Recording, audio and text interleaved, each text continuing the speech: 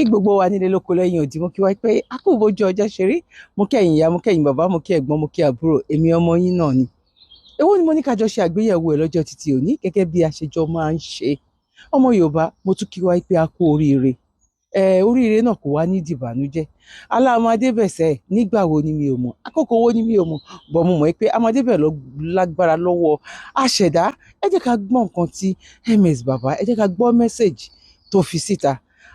According to history, Ànábì wa Abraham tó ń pè ní bàbá. Fún wa ní ẹ̀rí according to history bẹ́ẹ̀ yìí sọ fún wa pé Abraham ló mú Islam wáyé.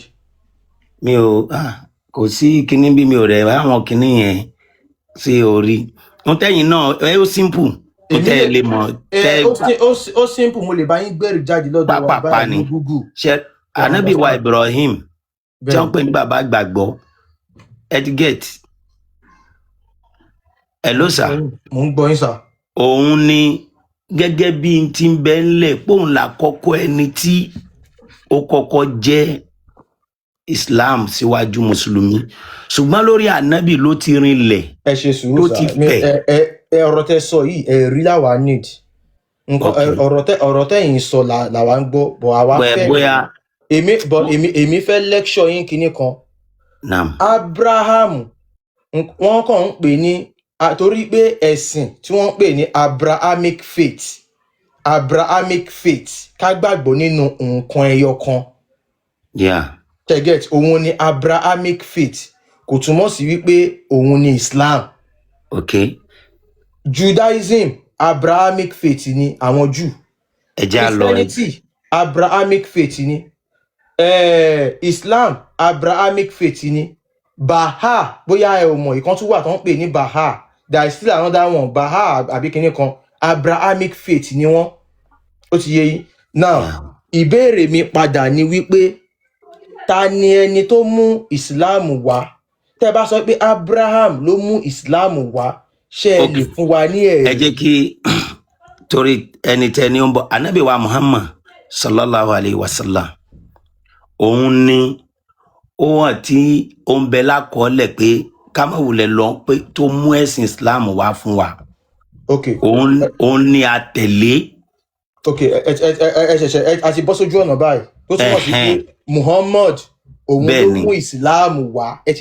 Látọ̀dọ̀ Ọlọ́run la tẹ̀lé. Mr. Aliu, lórí ẹ lè bára yín nínú àwùjọ mi kà nínú Quran ẹ mọ̀ lẹ́ni wípé ẹ jẹ́ á lọ bí tẹ́ ń lọ. Ẹ wá jẹ́ ká padà síbi táwọn. Mo ń gbádùn bá a ṣe jọ ń sọ̀rọ̀ ni. Ẹ ti sọ wípé Muhammadu ni ó mú Islam wá.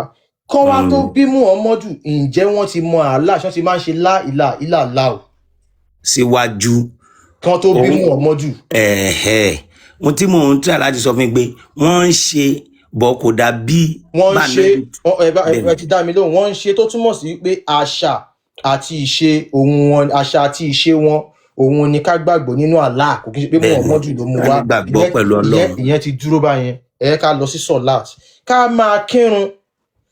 Kí wọ́n tó bí Muhammadu, ṣé wọ́n ti ń kírun fún Allah àbí wọn ò tí ì máa kírun fún Allah torí wọ́n ti ń ṣe la ilaha illallah?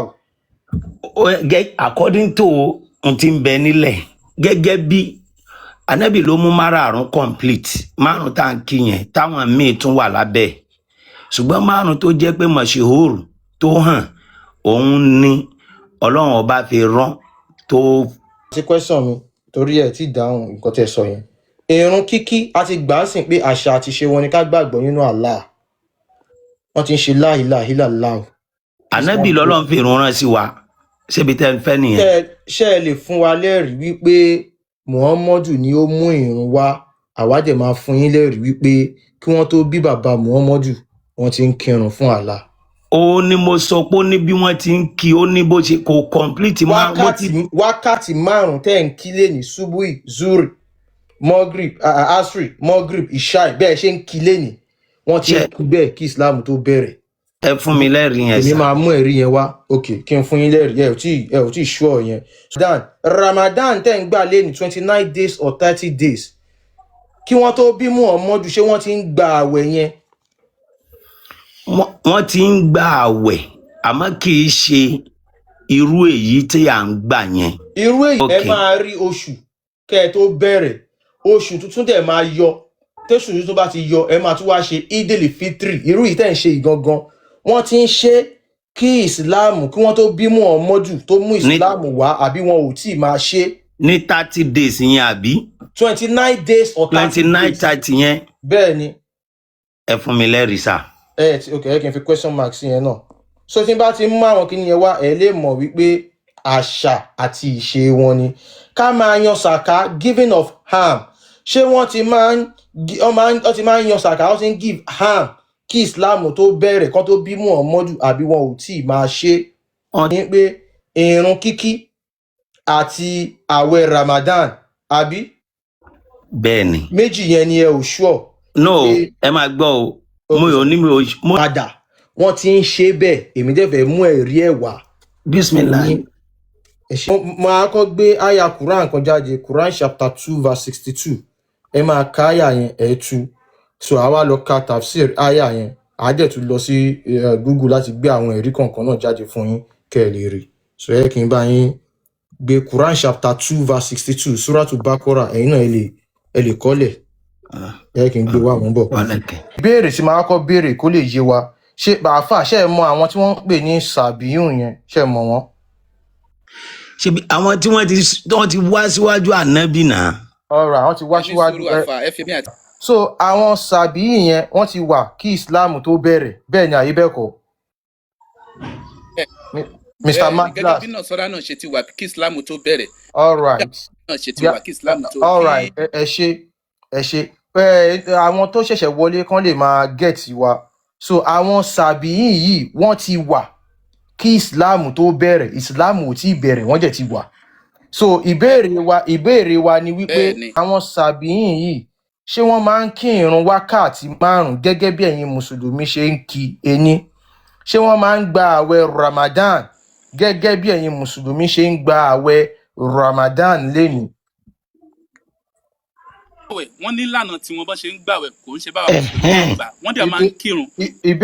ọ̀tọ̀ ni àṣà ọ̀tọ̀ ni ẹ̀sìn so àwa wo nǹkan tó ẹ̀sìn tẹ́ ń ṣe nínú Islam wákàtí 5 a fẹ́ yẹ̀wò ǹjẹ́ ó ti wà nínú àṣà àti ìṣe àwọn atu so kó lè fast ẹ kà kẹ́ tú straight. okay wọ́n ní wàkọ́lá Hushaym and Matraf wọ́n ka isnad lọ so wọ́n dẹ̀ sọ pé látọ̀dọ̀ ahlil Basra látọ̀dọ̀ àwọn ará Basra anil Hasan látọ̀dọ̀ al-Hasan Hasan yẹn ó jẹ́ ọ̀kan náà àwọn tàbíìn wọ́n máa ń gba àwọn kan ní tàbí àwọn tó tẹ̀lé àwọn sàábé so wọ́n ní ọ̀kan náà àwọn tó tẹ̀lé àwọn sàábé tán ní rank lẹ́yìn àwọn sàábé yìí annahu kana yaqulu máa ń sọ fi sọ̀bìín nípa àwọn sọ̀bìín innahum kalmajus wípé wọ́n dàbí àwọn abọ́ná ni wọ́n nínú ìdájọ́ tá bá sọ pé kí ni ìdájọ́ àwọn abọ́ná ni faqala al-Hakam wọ́n ní ọkùnrin kan tó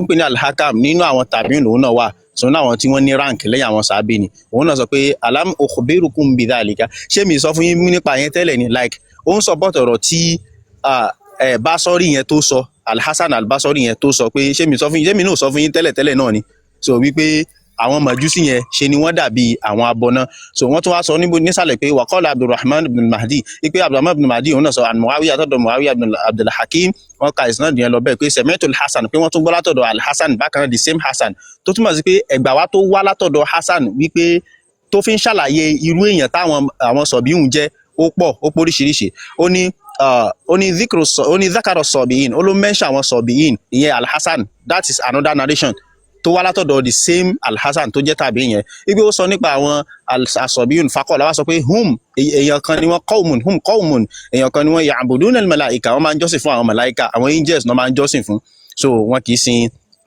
Ọlọ́run tàbí Allah tàbí anything so àwọn màláìka náà máa ń jọ́sìn fún ó ní ó tún mú sọ nísàlẹ̀ náà pé bákan náà lẹ́yìn isnad wípé asọ̀bíhùn wípé àwọn sọ̀bíhùn látọ̀dọ̀ Ziyad ó ní asọ̀bíhùn yusalluna ila al-qibla wọ́n máa ń kírun lọ síbi qibla wa yusalluna al-khamsa wọ́n dẹ̀ máa ń kírun wákàtí 5 qala fa arad an yadha anhumul jizya ó wá gbèrò láti gbé jizya kúrò fún wọn pé àwọn ò ní máa san jizya so ọ̀kan nínú àwọn tí wọ́n jẹ́ àfáà náà ń sọ̀rọ̀ yẹn tán jáwọn tàbí òun wípé kí ni ìdájọ́ àwọn sọ̀bíhùn yìí ó wá ní lóòótọ́ bó tilẹ̀ jẹ́ sí pé wọ́n ń sin màláìkà bó tilẹ̀ jẹ́ sí pé àwọn dàbí màjúsí abọ́ná ni wọ́n so but wọ́n kírun sí kíbla wọ́n dẹ̀ ń kírun wákàtí 5 so ẹ má jẹ́ ká àwọn yẹn máa san jizya so tá bá fẹ́ kógun ja àwọn tí wọ́n kì í ṣe mùsùlùmí tá bá fẹ́ pa wọ́n dànù àbí ẹ jẹ́ ká yọ̀ǹda ẹ jẹ́ ní gba jizya lọ́wọ́ wọn. ṣé ẹ ti ka láìní káwọn fi ń gbé next page wa. mi gbọ́. ṣe ti ka péjì eléyìí tán kí n gbé next one wá. wọ́n ń kírun wákàtí 5 wọ́n ń kọrí sí ṣe báwọn màláíkà nínú àwọn ilé tẹ́ gbé wà ń kírun fún kì í ṣé sọ báwọn lọ́hùn náà. ẹ ṣe sùúrù bàbá yìí, ẹ ṣe calm down now, ẹ ṣe sùúrù àti ìdèbí tá à ń lọ. ṣé bí mo fẹ́ gbé lé second page wá ẹ náà la ṣì ń kà ṣe get, so ẹ bá wa kà ní ìṣó Mr. Malik. So ìgbà tó ṣàlàyé lọ wọ́n tún mú another narration wá nínú the same tafsir yẹn, so wọ́n dẹ̀ ṣàlàyé pé akhbarana ibn Wahb Abdulwahab wọ́n ní akhbarani wọ́n gba ìsinadẹ̀ wọ́n wá ní ànàbí qala as-sabiyun ní pé àwọn sọ̀bíyún náà qawmun ìjọ kan ni wọ́n mimma yalil Iraq, wọ́n ní wọ́n súnmọ́ ibi tí wọ́n wà tó ń gbé ó súnmọ́ Iraq wahum bi Kutha, wọ́n wà nílùú kan ibi agbègbè kan tó ń pè ní Kutha wahum yu'minuna bin nabiyyin, wọ́n gbàgbọ́ nínú àwọn ànábì kullihim pátápátá, wọ́n gbàgbọ́ nínú gbogbo ànábì pátápátá wa yasumuna min kulli sana 30 yawman, wọ́n dẹ̀ máa ń gba àwẹ̀ ọjọ́ mẹ́ta ní ọdún, wọ́n máa ń gba àwẹ̀ ọjọ́ 30 àwẹ̀ 30 lọ́dún. wa yusalluna ila Yemen, wọ́n máa ń kírun sí Yemen náà máa dojúkọ tó bá kírun kulla yawmin lójoojúmọ́ 5 marrat ní ẹ̀ẹ̀márùn-ún. wọ́n kírun lẹ́ẹ̀márùn-ún wọ́n gbàwẹ̀ 30 days àbí wọ́n dẹ̀ ń yí orí sí kíbla. Yemeni corner wà ní kíbla náà ni wọ́n refer sí as pé wọ́n yójú sí Yemen, because tẹ́ ẹ lè tẹ́ sí Google Yemeni corner ó wà ní kíbla, that same kíbla tẹ́yìn mùsùlùmí dojúkọ òun náà ni wọ́n refer sí. So nǹkan tá a fẹ́ mú jáde náà ni pé ẹ ṣì bá mi kà lọ ibi tó ti sọ pé láìláì náà láò ṣì wà ń bẹ̀, ẹ bá mi kà níṣó Mr. Malik ẹ ṣe. Ó ní wàásù ilà Wahab, wọ́n béèrè lọ́wọ́ ọkùnrin kan náà tó ń jẹ́ Wahab nínú àwọn ẹni tí wọ́n pọ́n lé nínú Islam ni, so Ibn Munabbah àni Sọ̀bíìn, wọ́n ní wọ́n béèrè lọ́wọ́ ẹ̀ nípa àwọn Sọ̀bíìn ni wọ́n béèrè lọ́wọ́ ẹ̀ nípa àwọn Sọ̀bíìn faqala, ó wá sọ wípé alladhi ya'rifu Allaha wahda, àwọn tí wọ́n máa ń ṣe la ilaha illallah, so wa laysat lahu shari'atun, bọ̀ wọn ní ṣẹ̀ríà kankan ẹ̀rọ sàn yóò máa lò bí àti wọ́n ṣiṣẹ́ pẹ̀lú wọn ní ṣẹ̀ríà láì wọn ní ṣẹ̀ríà tó létò bí Islam ṣe gbé kalẹ̀. faqala ẹdúná ẹni sùúrù Mr. Malik, ibi tẹ́ ti sọ pé faqala alladhi ya'rifu Allaha wahdahu bó ṣe yẹ kẹ́ ẹ túbọ̀ ẹ̀kọ́ lè tó. Kí ni ìtumọ̀ la ilaha, kí ni ìtumọ̀ kí wọ́n gba la ilaha, kí ni ìtumọ̀ kí wọ́n gba la ilaha illallah? kéèyàn mọ Ọlọ́run lẹ́yìn kan ṣoṣo náà ni ẹ tún bí náà sùn yẹ gangan ṣe wà ní. ok kí wá ni mo ń sọ, kí ni mo tú ó ti yé, so nǹkan tó wà ń bẹ nìyẹn, so ó ní walam yuhdith kufra, wọn àdẹ̀ ṣe kúfúrú wọ́n máa ń sọ pé la ilaha illallah wọ́n gba Ọlọ́run lẹ́yìn. So bó ṣe wà ń bẹ nìyẹn. Okay, Mr. Majlas, mo understand ibi tí perspective tẹ́ fi ń wo kíní yẹn ipe wọ́n gba Ọlọ́run gbọ́, no wọn ò gba Ọlọ́run gbọ́. Faqala àwọn kan sọ pé àwọn sàbíùn yìí o wọ́n máa ń bọ màláíkà, àtúndé bí Faqala àbí bẹ́ẹ̀ kọ́ pé àwọn kan sọ pé àwọn sàbíùn yìí wọ́n máa ń kírun lẹ́ẹ̀márùn lójúmọ́, wọ́n jẹ̀ máa ń yọrí sí kíbla. Faqala ẹlòmíì tún sọ pé àwọn sàbíùn yìí wọ́n máa ń kírun, wọ́n gba gbogbo màláíkà gbọ́, wọ́n jẹ̀ máa ń kírun, wọ́n máa ń yọrí sí Yemen, that's Yemeni corner kíbla náà ni wọ́n refer sí. tó ń gbà tó yá ẹlòmíì Faqala another person tún sọ pé àwọn sàbíùn yìí wọ́n máa ń gbààwẹ̀ 30 days, wọ́n dẹ̀ máa ń ṣe la ilaha illallah wípé àmọ́ wọn ò níwèé wọn ò dẹ̀ nójíṣẹ́. sọ̀rọ̀ yìí mo tún máa gbé another tafsir wá, ìyẹn máa wá jẹ́ English, á lè yé àwọn èèyàn tó wà níbí dáadáa. so nǹkan tá à ń sọ tí mo fẹ́ kí ó yé mi kí ni point wa. alright, point wa ni wípé gbogbo nǹkan tí ẹ̀ ń ṣe nínú ẹ̀sìn Islam, nǹkan tá a fi débì yìí ni pé Mr. Aliu sọ wípé ọ̀tọ̀ ni àṣà ọ̀tọ̀ ni ẹ̀sìn. mo wá bi wọ́n pé kán sọ àwọn àṣà Yorùbá fún wa, wọ́n wá dárúkọ pé ká dọ̀bálẹ̀ fún bàbá wa, ká kúnlẹ̀ fún àwọn ìyá wa, ká múra bí Yorùbá, ká ṣègbéyàwó, pé ìyẹn ni àṣà. Wa alaikum salam. wípé ká gbé eégún, ká ṣe Ọbàtálá, ká bọ Ògún, pé àwọn yẹn pé ẹ̀sìn ni. bọ́n ṣe pùtẹ̀ nìyẹn, wọ́n wà ń bì ṣe bá parọ́. ẹ pé ohun tí Yorùbá mú lẹ́sìn nìyẹn, mi ò sọ pé bẹ́ẹ̀ kọ́ náà. no ẹ̀yin kọ́ mọ̀ ń bá wí Mr. Baraka tó ní kí la fẹ́ so now mo wá bí wọ́n pé òkè kí wá ní ẹ̀sìn nínú Islam. wọ́n wá dárúkọ nǹkan tó jẹ́ ẹ̀sìn nínú Islam, òun ni òpó márààrún tá highlight.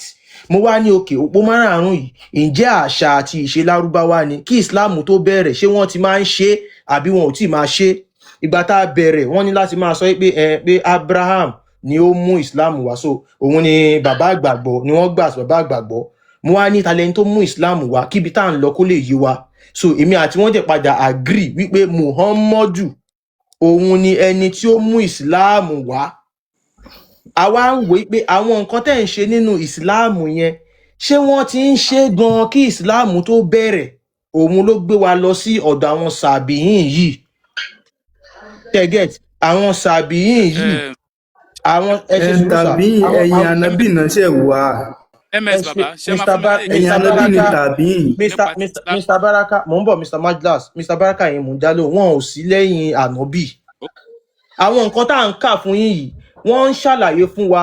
Àwọn sọ̀bí ẹ lè tẹ́ sí Google fún ara yín. Àwọn sọ̀bí yìí wọ́n ti wà, wọ́n ti ń bẹ, wọ́n ti ń ṣẹ̀mí kí wọ́n tó bí baba ńlá kú baba Muhammadu, kí ìsìláàmù tó bẹ̀rẹ̀. Muhammadu ló mú ìsìláàmù wá. Àmọ́ kí ìsìláàmù yẹn tó dé, kí Muhammadu tó dé, àwọn ẹni yẹn ti ń ṣe gbogbo àwọn nǹkan yìí. Wọ́n ti ń ṣe láìla ìlà ńlá o.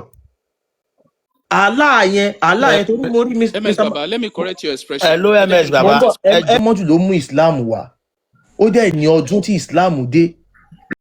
Gbà tí Muhammadu pé 40 years ni ó tó sọ pé òun gba ìsìláàmù, pé òun rí Jibril. So gbogbo ìgbà yẹn kó tó di pé ó pé 40 years ìsìláàmù ò tí bẹ̀rẹ̀. Nǹkan tá a wá ń mú jáde fún yín ni wípé wọ́n ti ń ṣe la ilaha illallah, ìsìláàmù ò tí bẹ̀rẹ̀. Wọ́n ti ń kírun fún that same Allah tẹ́ ń kírun fún, wọ́n ti ń kírun fún, ìsìláàmù ò tí bẹ̀rẹ̀. Wọ́n ti ń lọ sí hajj fún that same Allah. Nǹkan tẹ́ ń kà lé ní labbaika Allahumma, wọ́n ti ń sọ kí ìsìláàmù tó bẹ̀rẹ̀. Ìsìláàmù ò tí bẹ̀rẹ̀, wọ́n ti ń ṣe. Àwẹ̀ Ramadan wọ́n ti ń gbà 30 days or 29 days. Tóṣù bá yọ lọ́ máa mú àwẹ̀, tóṣù yẹn bá wọ̀ lọ́ máa ṣínu. Tí wọ́n bá dẹ̀ máa ṣọdún, ọdún tó ń ṣe òun náà ni Idil Fitri ni wọ́n ń pè. Nǹkan tẹ́yìn náà ń pè lénìí ni wọ́n ń pè. Wọ́n ti ń ṣe kí ìsìláàmù tó bẹ̀rẹ̀. Nǹkan tá a fẹ́ mú jáde fún yín ni wípé àṣà àti ìṣe àwọn Lárúbáwá òun ni wọ́n pákéèjì fún yín ní ẹ̀sìn. ẹ máa gbọ́ tafsir tó wà ń ta yìí mò ń try láti analyse fún yín. Ẹ̀yin náà dẹ̀ lè confirm ẹ̀. So tí tẹ́yìn náà bá máa sọ anything fún mi tó bá contradict reference tó wà lọ́wọ́ mi, bóyá tafsir àbí Quran àbí history, mo máa béèrè ẹ̀rí lọ́wọ́ yín. So nǹkan tá à ń fìdí ẹ̀ múlẹ̀ ni wípé gbogbo àwọn nǹkan tí wọ́n ń ṣe yìí wọ́n ti ń ṣe kí Islam tó bẹ̀rẹ̀. Kó tún lè yé wa dáadáa, mo tún fẹ́ present another tafsir. Reason ẹ má ṣiṣẹ́ púpọ̀ jù. Iṣẹ́ tí mò ń ṣe kò ń ṣẹ̀yìn nìkan ni mò ń ṣe é fún. Ṣé understand? Àwa ni ẹ kàn sọ nípa àwọn sọ̀bìhún nìyí. Àwọn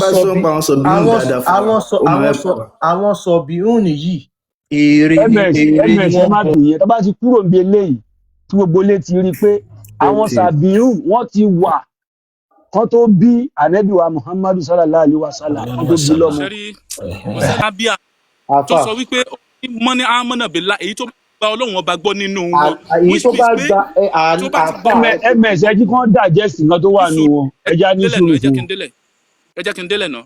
Ó ní mọ́ni amọ́nà bẹ̀lá èyí tó bá ti gba Ọlọ́run ọba gbọ́ nínú wọn tí kò gba nǹkan míì gbọ́ lẹ́yìn Ọlọ́run, gẹ́gẹ́ bẹ́ẹ̀ ṣe kà nínú ìtàn àwọn Sabians yẹn pé màláìkà ni wọ́n máa ń sìn, wọn gbọ́ lọ́wọ́ bá gbọ́ màláìkà náà ń sìn ṣótiyé, tó dẹ̀ gba ọjọ́ kẹyìn gbọ́ wal-yawmil akhir wà ámìlà sọ̀líàn tó dẹ̀ ń ṣiṣẹ́ dáadáa. Àwọn yẹn ní Islam sọ wípé wọ́n máa save. Now ẹ jẹ́ kí wá padà síbi ọ̀rọ̀ àwọn Sabians yẹn. Ìgbà tí à ń ka ọ̀rọ̀ àwọn Sabians yẹn tí à ń sọ wípé wọ́n ń kírun márààrún, kò mú wá nínú nọ́ọ̀sù yẹn wípé wọ́n ń kọjú sí kíbla o. Lóòótọ́ ó mention wípé wọ́n ń kírun wákàtí márààrún. Àwa náà tẹ̀ a sọ pé wọ́n ń kírun ṣùgbọ́n kò ń ṣe bí àwa mùsùlùmí ṣe ń kí, a sọ bẹ́ẹ̀. Then ẹlẹ́ẹ̀kejì ń bẹ ni wípé ẹ̀ǹgbà tẹ́nìkan máa mú ọ̀rọ̀ wá níbẹ̀, ó sọ wípé nínú wọn wípé wọ́n gbà wípé Ọlọ́run ẹyọ ọ̀kan ni, kò sọ wípé wọ́n ń sọ pé la ilaha illallah. Òun ni mo ṣe sọ fún Afa Abdul Malik lẹ́ẹ̀kan pé bí nọ́ọ̀sù yẹn ṣe wà òun ni kán ṣe sọ̀túnmọ̀ ẹ̀, kán má sọ wípé wọ́n ń sọ pé la ilaha illallah. Ó sọ pé wọ́n gbà wípé Ọlọ́run ẹyọ ọ̀kan ni, kò sọ wípé wọ́n sọ pé la ilaha illallah. Ìyàtọ̀ wà nínú ẹ̀ ṣótiyé pẹ̀lú àlàyé. So tí a bá wo ọ̀rọ̀ àwọn Sabians yìí, wọ́n ti wà lóòótọ́ kí Islam tó dé, ṣùgbọ́n kò ń ṣe ilẹ̀. Ẹ bá mi ka tafsir yìí délẹ̀. Ibi tó ti sọ pé wọ́n máa ń sọ pé la ilaha illallah ó wà ń bẹ̀, ka tafsir yìí délẹ̀. Ẹ bá mi tún tafsir yìí kà kẹ́ẹ̀ka délẹ̀. Tafsir yìí sọ pé wọ́n ń kírun wákàtí 5 wọ́n ń kọrí sí kíbla. Ẹ̀yin sọ́nsìn pé kò sọ bẹ́ẹ̀.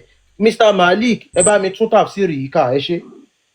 ní ìsàlẹ̀ ìgbà níbi tá bá wo paragraph àti ìsàlẹ̀. tá bá wo paragraph yẹn so paragraph ti ẹlẹ́ẹ̀kẹrin second to the last ó ní ìgbà tó ka ìsinádùn ẹ̀ lọ ó ní ahludini minal ó ní wọ́n sọ pé asọ̀bìhún àwọn tó ń pè ní sabians yìí ahludini minal adiyan àwọn èèyàn kan tó ń ṣẹ̀sìn kan nínú àwọn ẹ̀sìn tó wà náà ni kánú bíi jaziratil muwassal wọ́n ní wọ́n wà ní. ṣẹ́rí tẹ́ bá wo ẹ máa rí i pé bí tá bá wo àwọn ọ̀rọ̀ tó wà nínú lójú screen yẹn ẹ máa rí i pé bígbà tó ń pín wọn sí ọ̀nà bíi mẹ́rin ìpín àkọ́kọ́ lókè 1 ìpín kékeré tó tẹ̀lé 2 ìpín ẹlẹ́kẹta tó tún pọ̀ yẹn òun ló wà kó tó wá kan ìpín ẹlẹ́kẹrin tó kéré nísàlẹ̀ náà tí ó di eyín báyẹn sìn so wọ́n ní àwọn yẹn ará ẹlẹ́sìn kan náà làwọn náà ní àwọn ẹ̀sìn so ó dẹ̀ sọ sí lọ ó ní yaqulun wọ́n máa ń sọ wípé la ilaha illallah wọ́n máa ń sọ gbólóhùn tí mo sọ lẹ́ẹ̀kan yẹn wa laysa lahum amalun kò hàn dẹ̀ níṣẹ́ kankan wọn ní iṣẹ́ tó ń ṣe like wọn ní ṣẹ̀ríà wala kitabun wọn níwèé wala nabiyyun wọn lánàbì illa qawl àyàfi kan ṣàmà sọ wípé la ilaha illallah kan máa sọ la ilaha illallah nìkan ni o wọ́n ní kọ́ọ̀lá ó tún wá sọ pé walam yu'minu bi rasuli wọn gbà jíṣẹ́ kankan gbọ́ tó mú sáré kúrò níbi tá ariwo wà ní bọ̀ mo fetí kọ́ gbàdáfà ń túlẹ̀ kan nǹkan tó ń tọ́ láti sọ ni wípé part of àwọn sọ̀bìhún àwọn sabians òun là láǹsọ bíbà kì í ṣe gbogbo wọn wọ́n wá ń tọ́ láti kà wípé innal ladhina amanu wal ladhina hadu wan nasara was sabiin man amana billahi wal yawmil akhir nǹkan tó wà ń bẹ̀ yẹn nǹkan tá láǹsọ ń bẹ̀ yẹn wọ́n máa ń pè ní opposition because wọ́n ń tu bígbà tó yẹ sí pé part ẹni tó bá nígbàgbọ́ nínú wọn nǹkan táfà ń tú nínú verse ni pé àwọn tó nígbàgbọ́ nínú wọn ni tó túmọ̀ sí pé àwọn kan wà ńbẹ̀ tán àwọn kan wà nínú wọn tó nígbàgbọ́ so àwọn ń tẹ̀ láti jẹ́ kó yé wa pé àwọn tó nígbàgbọ́ nínú verse ni Allah ń sọ àbí kí nǹkan tẹ́ ń sọ nìyẹn. So ó yé mi so mo fetí kọ díẹ̀ so but kò ń ṣe bẹ́ẹ̀ èmi gbà. verse of Quran man amana billahi ṣẹ́rí amana yẹn ẹ lè máa sọ wípé something like fílù mọ́dí ṣẹ́rí itibaru mọ́ kánà àti itibaru mọ́ yakunu ṣòtíyé òun nìkan tó ń ṣẹlẹ̀ ní ibi bíi ṣẹ́rí mọ́nà amana billahi yẹn ẹni tó bá ẹ wo translation ní English tó bó ṣe sọ bí ó pé who truly believes in Allah ẹni tó bá gba Ọlọ́run ọba gbọ́ Allah kì í ṣe Ọlọ́run wal yawmil akhir àti ọjọ́ ìkẹyìn ṣebí translation English ẹ ní ó ní translation English ẹ ní ẹ wo bíbí yìí náà ẹ wo translation English ẹ who truly believes in Allah and the last day and does good ṣótiyé ẹni tó bá gba Ọlọ́run ọba gbọ́ ni wal yawmil akhir tó sì gbọ́ ọjọ́ ìkẹyìn gbọ́ wa amila solihan tó sì ṣiṣẹ́ rere falahum ajruhum inda ẹ̀san wà lọ́dọ̀ Ọlọ́run wala khawfun alayhim kò sí bẹ̀rù fún wọn walahum yahzanun wọn sì ní banújẹ́ ó ti clear ṣẹ́rí àwọn tọ́lọ́run kó pọ̀ níbi bíi àyà yìí which means pé allazina amanu tọ́lọ́run bá ń sọ bẹ́ẹ̀ Ọlọ́run kó gbà pọ̀ ní àwọn mùsùlùmí lọ́lọ́run sọ. ẹ yanjú ni wípé ẹ jẹ́ kí n bi yín báyìí ṣé nǹkan tẹ́ ń sọ fún wa ń sìn ní pé àwọn sabians yìí náà ṣé mùsùlùmí ni wọ́n. ṣé àwọn sabians. mùsùlùmí ni wọ́n mùsùlùmí kọ́ ni wọ́n simple nǹkan tí mo ní nìyẹn àwọn sabians tí wọ́n táwọn wò ní kúránì yìí ṣé mùsùlùmí ni wọ́n. ẹ ṣe gan àwọn apá kan wọ́n gbàgbọ́ àwọn apá kan wọn ò gbàgbọ́. tẹ̀lé fún àwọn apá kan tó gbàgbọ́ yẹn wọ́n gbàgbọ́ nínú kíni. wọ́n gbàgbọ́ nínú calm down wọ́n gbàgbọ́ nínú Allah àbí. ilé náà ìṣìyẹn lè ẹ̀kan dá mi lóhùn straight bàbá yìí ṣé mùsùlùmí ni wọ́n àwọn Christian. ẹ jẹ́ kí n answer question yìí ṣé láwọn ẹ máa gbọ́ àwọn Christian kan wà tó jásí pé Christian ìpìlẹ̀ tí a regard wọn as a Muslim torí pé Ọlọ́run ni wọ́n gbà pé wọ́n gbà pé Jésù Ọlọ́run ni. àwọn Christian kan tún wà. they are regarded as a Muslim because okay mo ti gbọ́ ẹ má worry àwọn Quran verse yìí Allah ti pín wọn already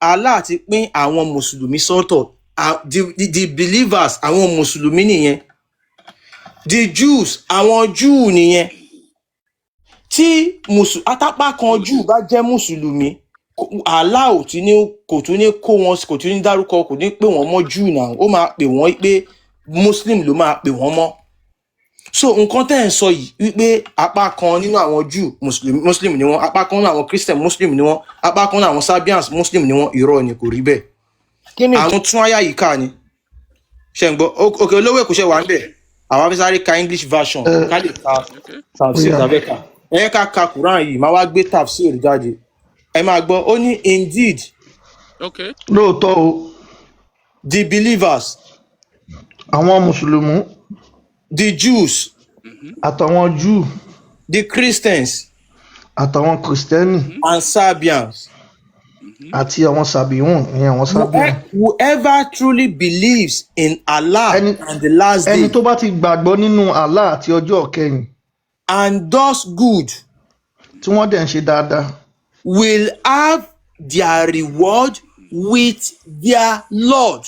ṣẹgbẹ́ nǹkan tá a la sọ ó ní àwọn ẹni náà máa ní èrè látọ̀dọ̀ olúwa wọn Olúwa wọn. olúwa wọn And their- aláàgbọ́n olúkálukú ní tiẹ̀ lọ́tọ̀ọ̀tọ̀ ó sọ ń bẹ̀ yẹn And there will be no fear for them, nor will they grieve. kò dẹ̀ ní sí ìbẹ̀rù ìfòòró fún wọn ìpayà kò sí fún wọn Ibi tá à ń lọ ni wípé àwọn sọ̀bìhùn yìí wọ́n ti wà kí Ìsìláàmù tó bẹ̀rẹ̀. bẹ́ẹ̀ ni wọ́n dẹ̀ ń kírun wọ́n dẹ̀ ń gbàwẹ̀ tí Wọ́n ń Muhammadu kírun tó ń gbà wákàtí yìí. márùn-ún, wọ́n ń gbàwẹ̀, wọ́n ń gba Ramadan, wọ́n ń ṣe hajj, wọ́n ń ṣe everything tẹ́ ń ṣe nínú Islam.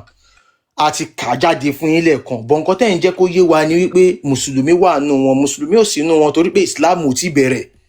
Kò possible, you cannot give what you don't kì í have. ṣe Allah náà ń kírun fún kì í sọ lọ́hùn. Allah ni Tẹ́lẹ̀ ṣe mẹ́sàn bàbá bẹ́ẹ̀. ṣẹ́ mọ́ bí tẹ́lẹ̀ Àwọn- miss mo ẹ̀. ń bọ̀ mo ń bọ̀ Mr. wọ́n ń ṣe Mujahid. láìláìlàlá o wọ́n ń ṣe láìláìlàlá ṣe bá ti kà jáde fún yín. ìtumọ̀ ẹgbẹ́ yẹn Allah a máa jẹ́ kẹ́ ẹ rẹ́ẹ̀rí ẹ̀ dájú lálẹ́ yìí torí Mr. Majlas ní interest níbẹ̀ yẹn pé Allah pé èrè ni kò kí ń ṣọlọ́run lójúmọ́rè ibi tá a máa wá lọ ló máa padà wá sí orí Sabian yìí àwọn Sabian yìí sẹ́ gbogbo wa ti rí ń sìn pé wọ́n ti ń bẹ wọ́n ti ń bẹ kí Islam tó wà get wọ́n ti wà kí Islam tó wà ó ti ní nǹkan tó ń ṣe ẹlẹ́bọ ni wọ́n èrè ṣìgìdì oníṣìgìdì ló ń bọ wọn èyí tó ń bọ òòrùn wà nù wọn èyí tó ń bọ òṣùpá wà nù wọn ibi tá a wá ń lọ rè mo fẹ́ ka tẹ̀fsìrì mo fẹ́ gbé tẹ̀fsìrì jáde ẹ wá rí sìn pé ẹlẹ́bọ ni wọ́n ẹ kí a káwà ka English tẹ̀fsìrì yìí this is tẹ̀fsìrì àtọ́bárí tẹ́bárí Quran chapter 2 verse 62 that same verse ó ní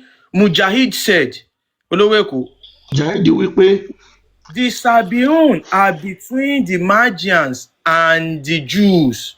àwọn sábíà yìí wọ́n ní wọ́n wà ní àárín àwọn Magian àtàwọn Júù They have no specific. ẹ̀yin fẹ́ kírun fọ́lọ́run mi o.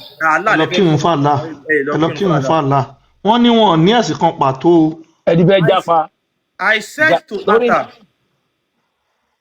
wọ́n sọ fún Ata pé they said that the Sabiun are a tribe like the Sawad. wọ́n ní àwọn sàbíhùn yẹn wọ́n jẹ́ àwọn ẹ̀yà bíi Sawad They are neither Magians nor Jews nor Christians. Ṣé ń gbọ́? wọ́n ní wọn ń ṣe Magian wọn ń ṣe Júù wọn dẹ̀ kí ń ṣe Christian He said, ó wí pé we have heard this and the politics said to the prophet. wọ́n láwọn ti gbọ́ ilé pé àwọn tí wọn ò nígbàgbọ́ tí wọn kì í ṣe Muslim The politics said to the prophet.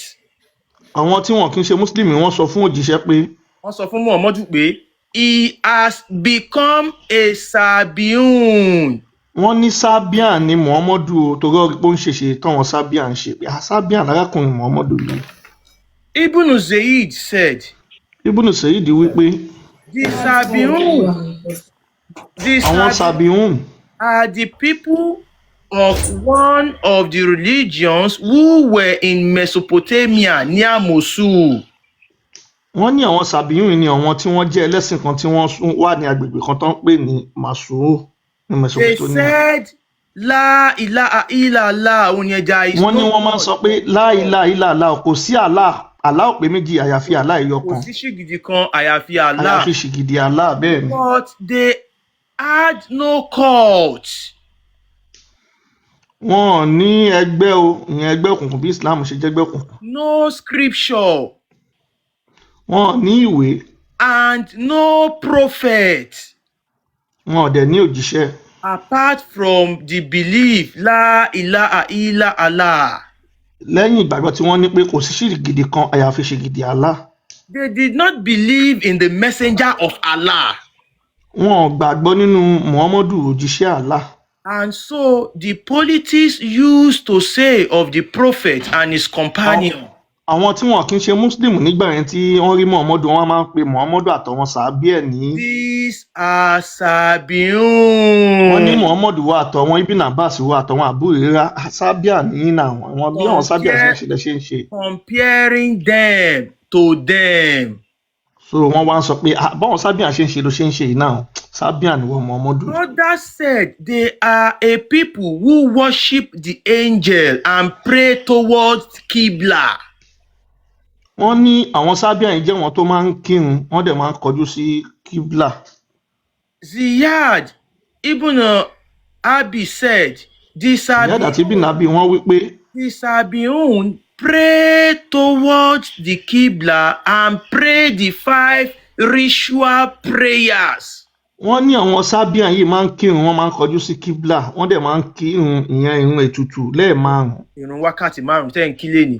Muhammad Wákàtí 5 ètùtù wanted ni. to exempt them from the poll tax. muhammadu náà tó dẹ̀ ń ṣe gẹ́gẹ́ bí wọ́n ṣe ń ṣe. Then he was informed afterward that they worshipped the angel. wọ́n dẹ̀ gbé sí wọn létí pé wọ́n ní wọ́n máa ń sin àwọn màláíkà. The Sabiun are a people who worship the angels, pray towards the Qibla, and recite the psalm.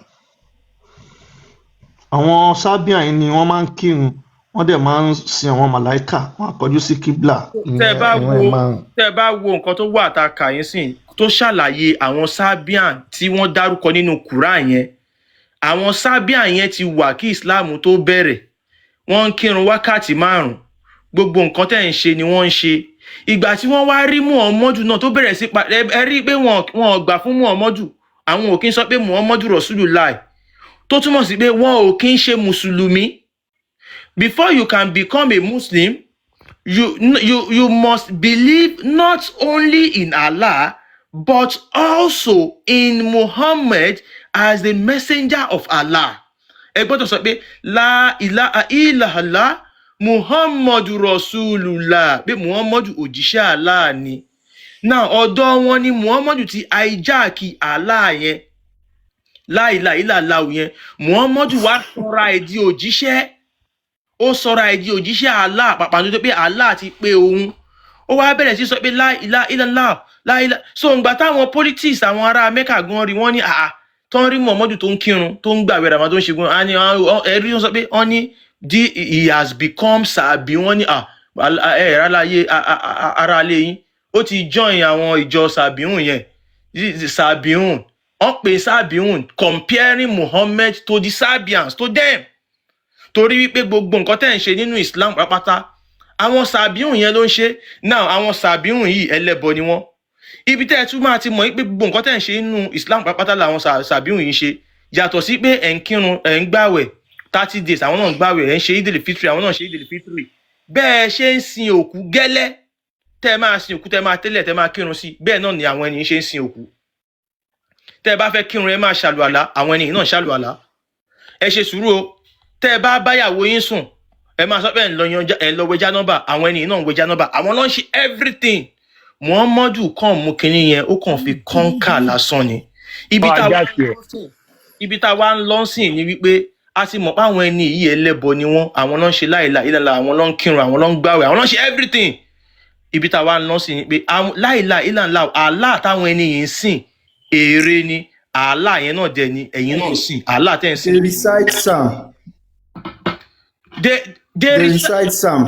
Sáàmù lásán lọ́kàn fi ń kírun wọ́n sáàmù ló ń kà bọ̀ ìwọ̀n márùn-ún ló ń tu wákàtí márùn-ún ló ń kírun. Ìgbà tí Muhammadu dé sáàmù lọ́kàn fi ń kírun tiwọn náà ẹ̀ sáàmù ló máa fi ń kírun. Àwọn Sabians wọ́n ń ṣe everything tẹ̀ ń ṣe wọ́n ń kírun wọ́n ń gbàwẹ̀ everything tẹ̀ ń ṣe pápátá ni wọ́n ń ṣe ẹgbà fàyẹ̀ ṣe. Ṣé ẹ rí pattern tí Allah fi ń gba ètùtù ẹ̀ ó yàtọ̀ sí pattern tògún pattern tògún ó yàtọ̀ sí pattern Ṣàngó pattern táwa fi ń ṣe ètùtù nílẹ̀ Yorùbá ó yàtọ̀ sí pattern ti Saudi ẹ ò lè expect wípé bá a ṣe ń ṣe nílẹ̀ Yorùbá òun náà ni wọ́n ṣe máa ṣe fún Allah àtàwọn Saudi. It is different. Jamala Saudi. Jamala ń bẹ̀ now they are different deities now. Lord of Kaaba òun ni Allah olúwa ilé Kaaba òun ni Allah àwa Ògún kò kí n ṣe olúwa ilé Kaaba òun yàtọ̀. So mode of ritual sí t'Ògún It is different from mode of rituals of Allah. Now, Mr. Madlas, mo wá fẹ́ gbé Quran mi jáde ńsìn. Màá wá béèrè just one question lọ́wọ́ yín. Just one question. Quran chapter 2 verse 1. Mo ń bọ̀ Baraka Ishi, hold on. Mo fẹ́ true pẹ̀lú Mr. Madlas yìí. Ṣé get? Mi mọ bí tí energy yẹn ti ń wá lálẹ́ yìí. Bóyá kí n true pẹ̀lú Mr. Ẹ má lọ bò ní ẹyanjú kan náà. Mi ò ẹ ṣe sùúrù sẹ́ Mr. Madlas yẹn Mr. Baraka. panu Islam yẹn àfa mẹ́tẹ̀ẹ̀ta. Quran 2 verse 183. Ó níbi tí mò ń lọ ń bẹ̀ máa wá béèrè mi. Ramadan ni wọ́n ń sọ níbí. This is common sense. Ẹ má máa stress wa now. Tá bá gbé tafsiri wa tafsiri fún ara ẹ má waste time. Jitu. Gbogbo ohun tí Muhammadu mú wá ajá kẹ̀ máa ń ṣàbí lọ. Alẹ́ yìí ni màá ṣí jẹ̀lé bàbá mi Àkànbí. Alẹ́ yìí ni màá ṣí kúrò. Mo ti táyà. Ẹ mọ́ tí ìsìn àti lówó lẹ̀ o. Ẹja. Ẹ lọ bá ọ Boko Haram jà. Ẹ má bù. Àkànbí fọ́nìtì ni pé. Mo sáré tẹ̀ sí Google wípé ẹja àjọmọ ohun tí ó gbẹ̀yìn gbogbo ẹ̀. ẹ máa tanra yín dey play. Ilé gbẹ̀yìn Muhammadu. Muhammadu fọmọ ayé ni. Ẹ máa gbọ́ ikú oró ló kú gbogbo ọmọ ẹ̀ ló kú lójú ayé. Mo sáré tẹ̀ sí Google wípé. Àfọ Aliu Mọ́mọ́ MS. Ẹ̀sìn Islam. Mr. Madlas, ẹ̀sìn Islam ó tako àṣà àti in fact ó tako everything torí pé nǹkan tó wà nínú Quran ni wípé ẹ̀yin mùsùlùmí ẹ jà wọ́n lógun tí gbogbo wa máa fi di mùsùlùmí nǹkan tó wà nínú Quran nìyẹn. So ẹ má wá sí kí wá ṣe tẹ̀kíyà àti ka Quran o. Nígbà yìí nǹkan tó wà nínú Quran ẹ má wọrí ẹ jẹ́ ká kọ́ lọ sí nǹkan tá à ń ṣe.